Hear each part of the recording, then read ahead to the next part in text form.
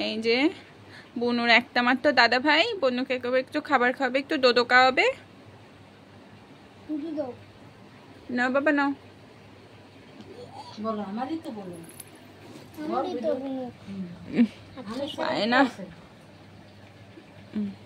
আমি নাও খাই দাও, বলো বল তো খাও।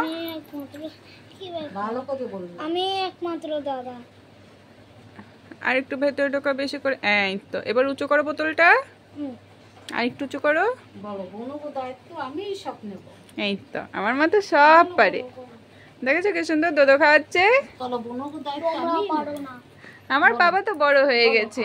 বনুকে দায়িত্ব নেব বলো। সবাই থেকে ভালোবাসে আমি বোনকে। হ্যাঁ আমার পাপা তো বেশি ভালোবাসে। বলো না যে আমি বনুকে দায়িত্ব নেব।